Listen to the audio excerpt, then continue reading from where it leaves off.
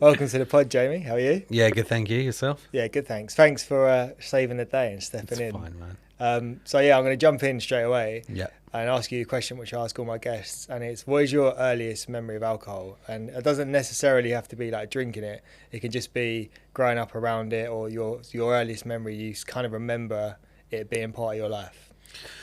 I mean, there's two memories. One of when I started drinking, and then the other is probably like secondary school when everybody in like year 9 or 10 would talk about going to the shop and getting a bottle of Lambrini, but not really knowing what it is, and then kind of being like, oh, let me try and jump on the bandwagon with these people and drink some and maybe tasting it. I don't really remember like if it did anything, but then I guess more the main memory I have is probably when I started drinking, which I would have probably a lot later than most people. It was about 20, 21. Okay. Yeah. First night that sticks out in my head, I would have been at a Weatherspoons in Liverpool Street. Hamilton Hall, the classic. Yeah, that's the one. And I just remember doing shots. I'd never done shots before, and drinking. I wasn't drinking beer. The beer came later in life. I was drinking probably like vodka and Coke, the easy stuff apparently. Yeah, I remember I was with friends that were also working with me, helping me set up the business, and we just went out and was like, I don't know why, I just thought, oh, stuff it, I'm going to drink. I remember it being quite fun, if I'm honest. There's nothing that sticks out and was like, oh my god, I was a mess. I nearly died or anything like that. It was a good laugh, from what I can remember. I had many people on that have started their drinking careers so late in their lives. Yeah. A lot of people, it's sort of 15 and they've been drinking for 5 or 6 years by the time they get to the stage that you actually started drinking. Why do you think that was? Because I was a bit of a geek. I just stayed at home in my bedroom coding and developing stuff. So I was never really around people that drunk or anything like that. No, I just think it was starting later in life and not hanging around with people that drunk and things like that. And then obviously I was getting out more. I was going out more. I was kind of more involved with people that did drink. I was always kind of hanging around with people a few years older than me at that age. Whereas when I was younger, I was, very reserved. I was at home. I was, developing coding and stuff like that. I was never really going out. I didn't like the idea of drinking. And then it was only until I started drinking that I realised actually it could be quite fun, because it just changes your personality, your mindset completely. So I'd say I really started drinking a lot in about 2014, 15. That was kind of like the more drinking every other day and stuff like that. How did that progress though? So because from my experience, it's normally starts off like you said, exactly that, like a bit of fun. Yeah. And I think it is important to touch on that for people listening, that it people think drinking's fun because it actually is quite fun, isn't it? At the start anyway. Yeah, no, it definitely is. I mean, look, but we'll probably go into a lot more detail. I don't really regret much from drinking. There was a lot of fun. It can be fun. Let's not get that wrong. I'd say I'd really kind of noticed that it was an issue later in life. I'd say between 2015, I'd just got in a relationship, and I remember alcohol being a big part of that. And just prior to that, I was kind of working with a company that sold wine for investment. And you can imagine, that was very Wolf of Wall Street. That was before Wolf of Wall Street even came out. That's kind of what the industry was like. People were, snorting cocaine on desks and all that stuff. So I was around all these kind of salespeople, going out with them on nights out, realised that, when you drink, you can talk to girls and, have that confidence and stuff like that, which I guess without the alcohol, I'd never had any of that. I was always kind of quiet and reserved. Yeah, I resonate with that as well. And you touched on cocaine as well. Did that become something that you indulged in when you were drinking? Yeah, so I remember the first time I did drugs, or did cocaina, if that's what they called it. The first time I did it was probably in 2015 or 2014. And I remember being nervous about doing it, but the people I was with, they kind of like, I'd seen them doing it quite a lot, and I just thought, oh, you know what, let me just give it a go. And I remember it was lunchtime, so it wasn't even at night time, it was lunchtime. We had been to Pizza East in Shoreditch, and we were celebrating a deal or something. I can't remember what we were celebrating. And I remember them being like, let's go back to the office and order it.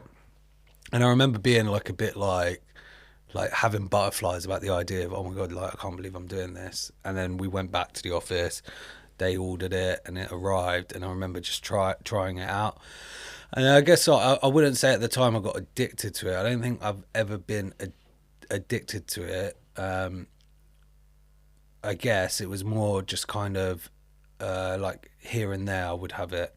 And then when I got into a relationship, it kind of became focused on doing cocaine together, and like on a weekend, and then it was like on a Tuesday night, let's have a bottle of wine, then a Wednesday night, let's have another bottle and it just kept going on, and then that relationship kind of broke through, and then the cocaine I kind of just stopped. Yeah.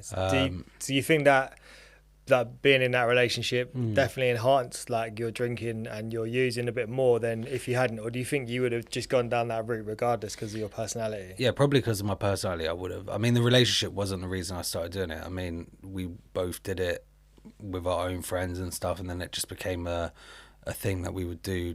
And I'll be honest, it was a very toxic relationship, purely based on what we were doing in terms of the alcohol and the drugs.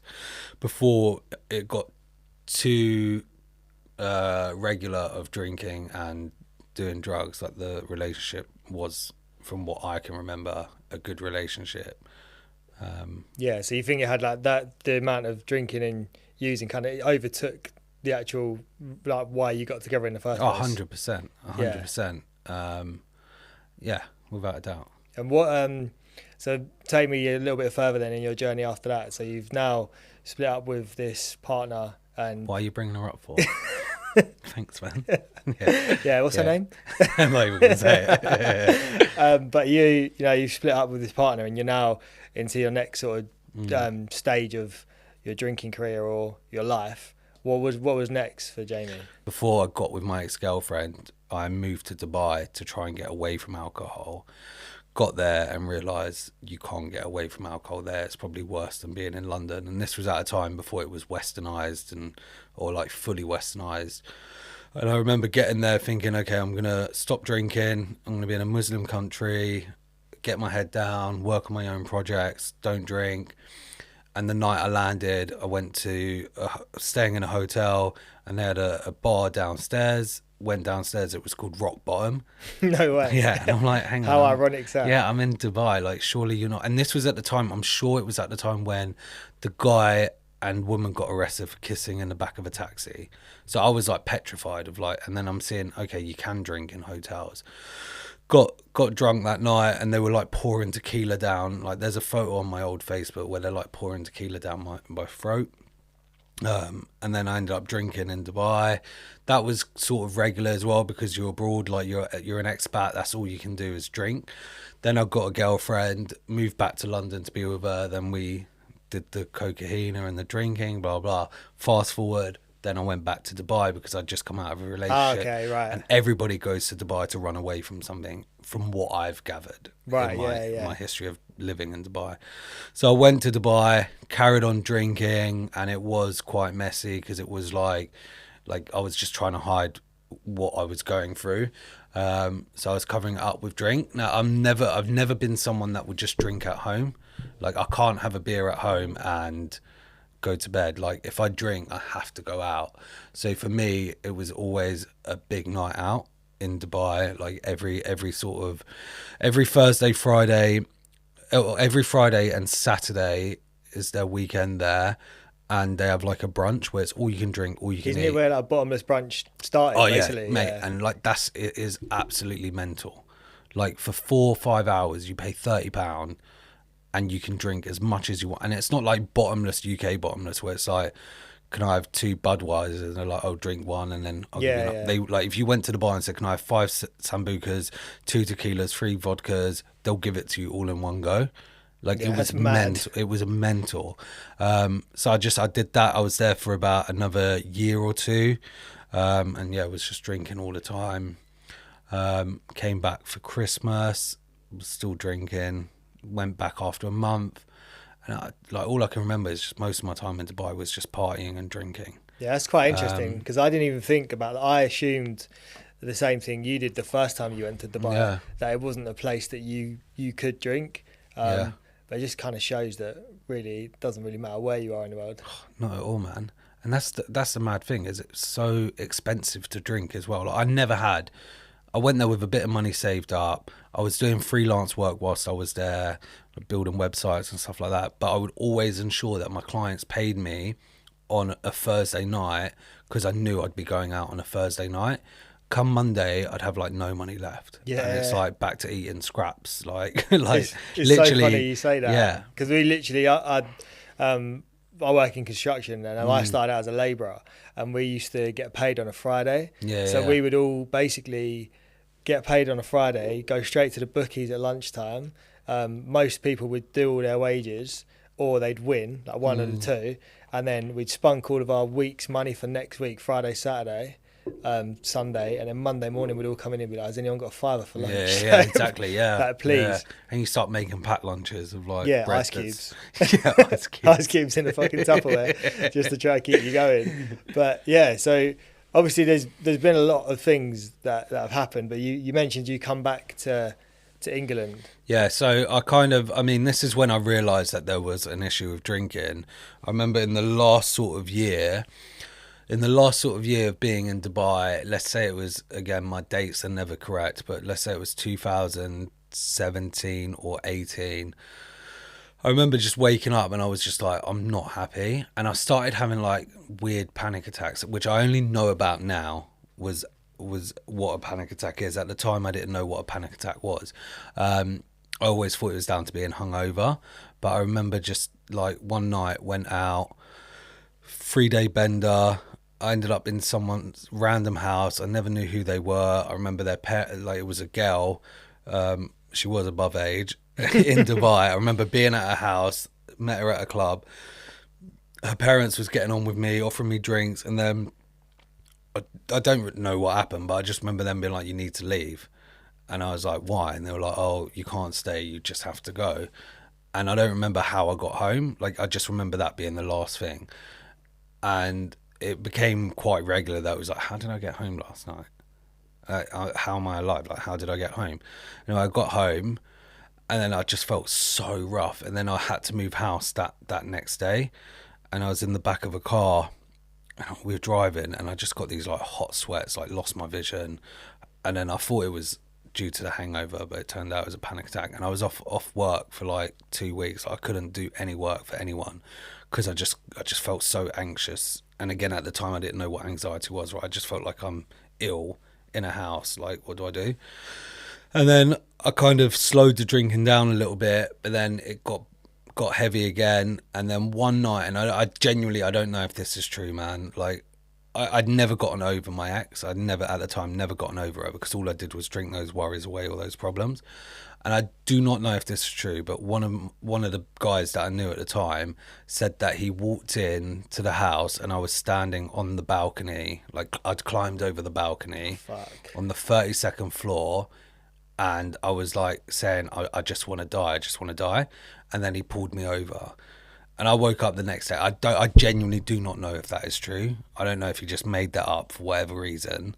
And then it was like, you know what, I can't live like this. I booked a flight the same day and said I'm moving back to the UK. Literally packed a small suitcase. Bear in mind, I'd been out there probably 4 years. So I'd literally built my house there, like had all this furniture I'd paid for, you know, clothes, shoes, blah, blah.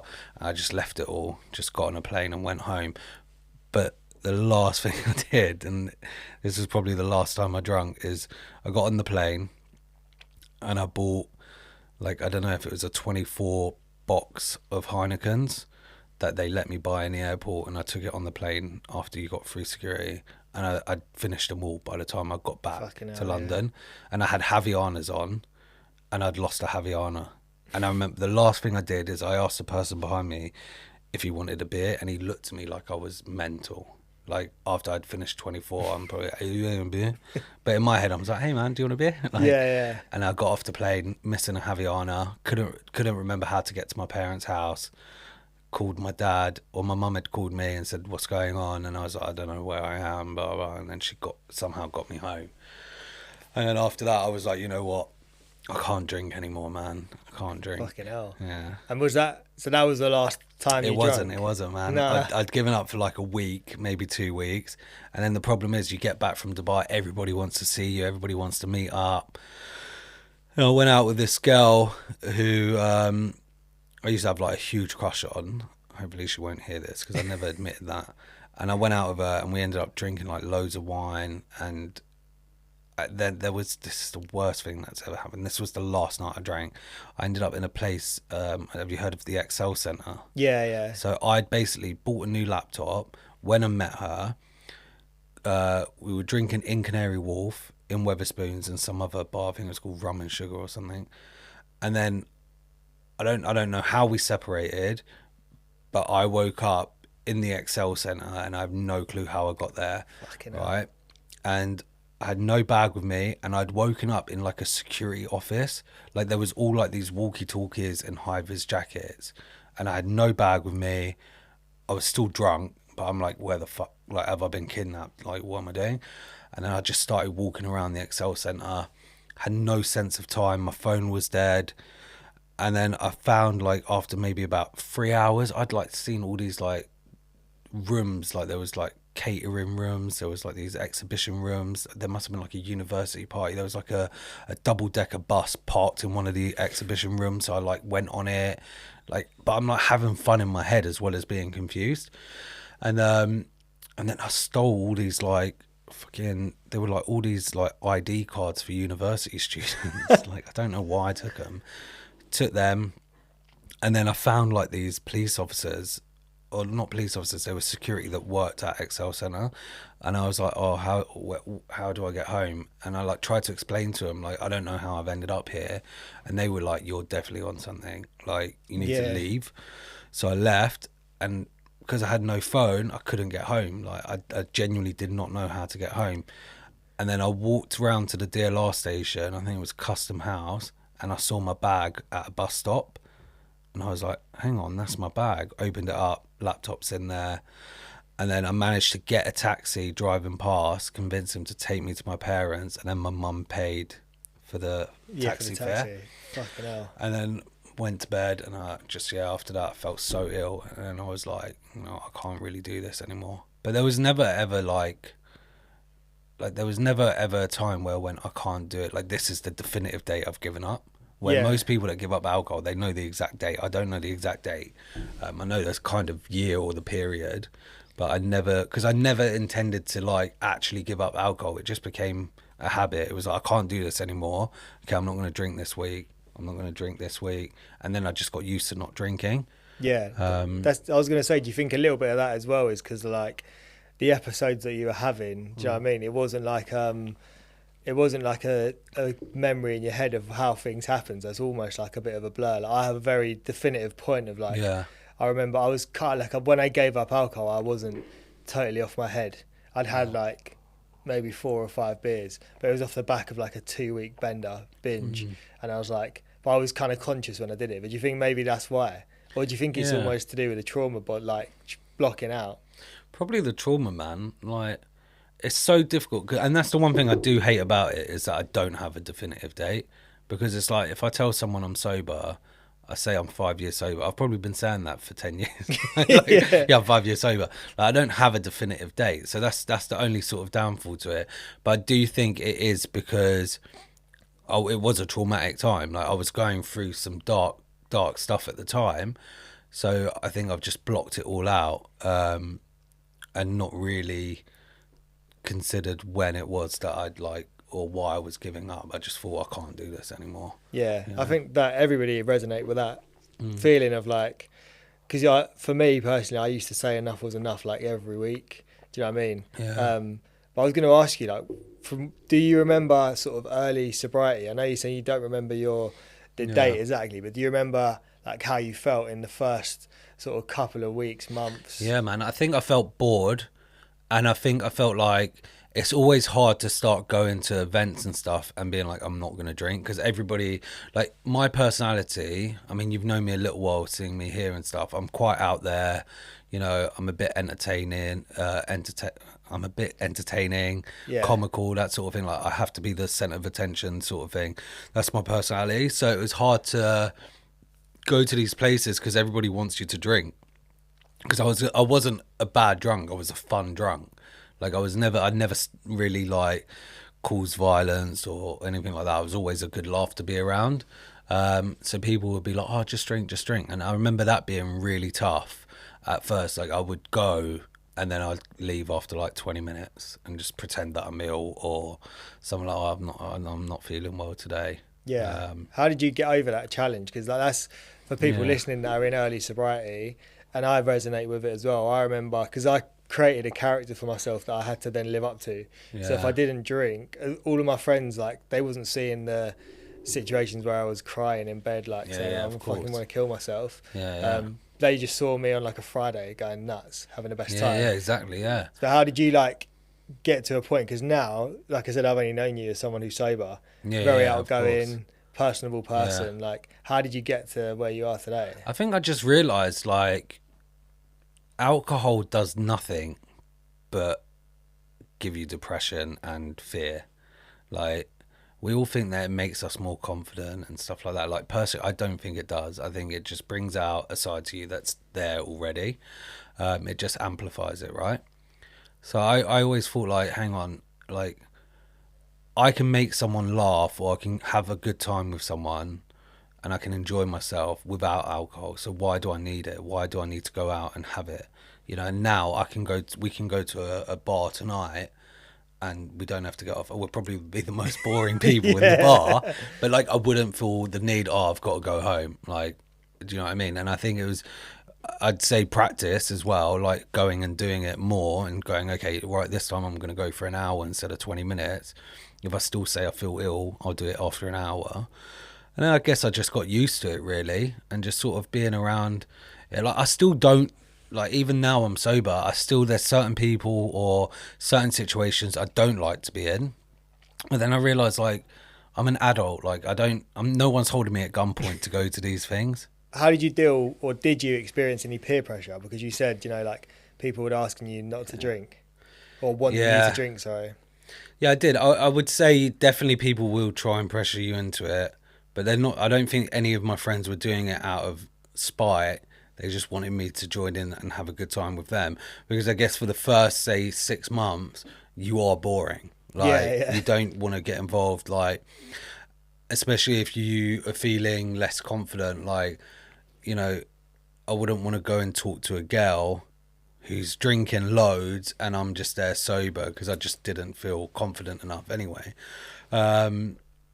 So yeah. Yeah, I guess that's the other thing as well. Like, what people don't often think about is like they've known a one version of Jamie for like, what, don't know, how many years, 26, 27 years, whatever it is. And then all of a sudden you're this totally like different version of people. And then I think people often think that everyone should just get used to this new version of you, but also you don't know who you are, do you, for the first 6 months? No, definitely not. And I still get peer pressure now. Like, I still, not from like people that know the journey or anything like that, but like even my current partner, she doesn't peer pressure me. She's like, drink. But like her friends, when I first met all them, when we first started dating, they pressured me. I always felt pressure from them to drink and live up to what they wanted for their best friend. They wanted somebody that would come out and laugh and you know, be drunk and all this stuff, where I didn't want to be like that. So I still got peer pressure from them. Yeah, I think it's interesting as well because it always goes back to what people are seeing and what people are thinking as well, but they didn't know the knock-on effect of like you going out and drinking for their best friend probably was the worst case scenario. Do you know what I mean? No, definitely, man. And it was like, when I say about alcohol issues and stuff like that, like I say, when you class someone as an alcoholic, or when you think of an alcoholic, there's so many different stereotypes and stuff like that. For me, an alcoholic would be someone that would I guess like someone you'd see on the street that's drinking at 9 a.m., you know, stinks of piss, and you know that to me would be an alcoholic. Whereas now I realise, no, there's so many more. And I don't know if this is the right way to say it, but I feel like someone that is an alcoholic, all they're doing is they're fighting a demon. You know, the alcohol is that demon.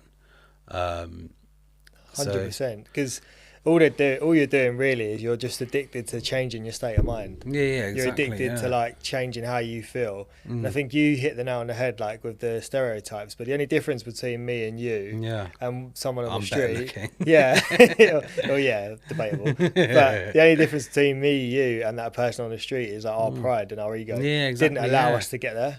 Yeah, exactly, yeah. Yeah, that's very true. You know what I mean? That's Like true. we never thought, we never would allow ourselves to be seen as that alcoholic or that drug addict because Yeah, we were like, nah, I don't want. I'm too proud for people to know that I yeah, need to show up to exactly. work every day. And like, I wouldn't say I drank any more than, you know, I mean, I drank more than most people on a night out and stuff. But like, it was my biggest problem was just not knowing when to stop or how to stop. And like I said, I never ever drank at home. That was never, you know, most people that like, if I thought of an alcoholic, it would also be somebody that potentially just drinks every night at home, has 2 beers and watches football, or you know, Strictly Come Dancing or something, 3 tequilas and Strictly Come Dancing. You know, like that's what I would think somebody who's an alcoholic would do. But I realised I was kind of doing that, just not every night at home. I would just go out on a Friday and drink for all of those days I could have been at home, if that makes sense. No, I agree. Yeah, I think it's Um, like something that people can never wrap their head around as well. And they say yeah, like they, I think the minute you start making rules about your drinking as well is the minute that it's again yeah, you're exactly. blurring the lines a bit because there's Yeah, like Adrian Charles, you know, the presenter. He's got a book yeah, about it, yeah, and he did a whole documentary where he was like, yeah, so I don't drink on Wednesdays, and then the documentary was being recorded on a Wednesday, and they're like, oh, you're drinking today. He's like, yeah, but the football's on. And it's right, like yeah, yeah, he's yeah, like, I don't ever drink before 12 o'clock. And then it was like it's 11:30. He's like, yeah, but the Six Nations is on this weekend. yeah, So yeah, and yeah. you started to like justify all these different All reasons these why. different reasons why. Yeah, that's Yeah. quite interesting, actually. And yeah, I was going to ask like, what has been some of the benefits that you think you've received like since you've stopped drinking, and some of the positive stuff that's happened in your life? I definitely like. It's a good question. I've never really thought of that. Like, I've still struggled with mental health stuff, but that I wouldn't necessarily say that is down to not drinking. I mean, mental health is one thing, um, but I definitely think it's given me a clearer head in terms of what I'm doing in life and where I want to be, etc. It's allowed me to kind of put more focus onto my finances, whether they're good or bad. Like, you know, I just don't spend anything on alcohol, so it's a lot better. But then also just realizing and finding that I can be myself without alcohol, because I know there was a period of my life where I didn't feel like me. I don't know, I can't pinpoint whether that was when I just stopped drinking or halfway through not drinking or what, but I know there was a period, and like being able to be me again without the alcohol, like I feel like is a massive benefit. Yeah, um but also allows me to like go out and realize what dickheads are out there. Like when you look at people sober and you're like, Jesus, man, like you're starting yeah. a fight, you're doing it. Like, you know, it allows me to be sort of You're more level-headed, aren't you? more Now? level, massively, yeah, more level headed. Do you know what's mad as Um, well? I was thinking about this the other day. Like I used to really worry about like people judging me for not drinking, but I never ever once worried like when I was sniffing gear at like 7 in yeah, the about morning what people would off like judge. Yeah, a yeah, public toilet. Do you know what I yeah, mean? yeah, Like exactly, someone man. comes in, Yeah, you're like, shut the fuck up. yeah, You know, yeah, exactly, but there's man. no problem with that. But Yeah, and like I don't have any problem with people that drink. Like if you want to drink, you want to drink. Like it's your choice. Um, But I definitely think for me, drinking wasn't something that I could do anymore. I don't think I would agree with it now. Don't get me wrong, man. I get the odd day where I'm like, okay, maybe I could have a drink, you know, especially when it's summer and I'm like, oh, everyone's out drinking Copperbergs. Like maybe I could just do that. And, you know, there was one night that I did end up drinking 2, 3 years ago. And that was like over my girlfriend's friends peer pressuring me on someone's birthday. I thought, you know what, let me just let my hair down, even though I don't have any hair. But I was like, let me just give it a go. Had like an espresso martini, started enjoying myself, had a few more. And then because I was like drinking and I was like trying to give them what they wanted, it boosted my energy as well and like made me feel a bit more alive, so to speak, because when I'm with them I was always on edge, but then now I'm like living up to their expectations. And then again I ended up staying out till 9 a.m. and then came home and went to bed and woke up and I was like, yeah, the alcohol is definitely not for me. Like, I Yeah. cannot do it ever again. And that night I ended up speaking to a homeless person outside Lidl's at 6 a.m. or 7 a.m., got his whole life story, and he said, what about you? And then as I started to open up, bus came along and he just got up and got on the bus. I just sat there outside Lidl, was like, oh my god. Yeah. Yeah, so that's the only time ever since then that I've drunk alcohol. Yeah. And like I don't regret it, you know, because you've got to learn from it. But that was kind of my final final thing of, okay, I shouldn't drink. Like, I don't want to drink, you know. Yeah, I think it's one of the only things in the world that tries to convince you that you Yeah. don't have it. Do you know what I mean? Like if you've got an issue with drugs or alcohol, whether you want to class yourself as an addict or whatever you want to say, it's the only thing in the world that will tell you you're okay. Yeah, You know, exactly. if you've got like if you've got a broken arm, it's like really obvious you've got a broken arm. If you've got like cancer, it's like it's literally killing you. Whereas like when you're drinking and using, then you stop, you think, I'll be fine. Like that one or two beers, and I think I still get those thoughts all the time. But now, what do you do? Even when you think like, okay, I'm going to be getting married at some point. Yeah. Should I just have one night of drinking? But then I'm like, I don't know if that's going to go well. Like, what if I wake up the next day and I'm hungover and I'm like that's the one thing I will never ever miss is the hangovers. Like, and I just think to myself, if I got drunk on my wedding night, like it would probably be a good laugh, but the aftermath of that, I'd feel guilty. I'd feel a bit upset, you know. So it's like it's just not worth doing it, you know. Yeah, I think the other thing to think about as well is like that's when it starts to get difficult. Is when you start to think about those future things, like rather than just being present, isn't it? You be in a day, exactly, treat it one day at a time, and like you can, as long as you don't drink today, you're sweet, and you don't have to think about it. Yeah, exactly, man. And that's the thing. Like, I could probably drink in the future and it be okay, but I just don't think I need to. You know. I'd say that to anyone out there, you know, struggling with alcohol, that you don't need alcohol. You do not need it. No, definitely. What would be the one piece of advice that you'd give to somebody at the beginning of their journey, which you wish you received at the beginning of yours? That's a really good question, man. That's probably the deepest question someone's ever asked me. Can you ask it again? Yeah, so because I like the way you say it. What would be the one piece of advice you wish you received at the beginning of your sobriety journey, which you would give to somebody else at the beginning of theirs?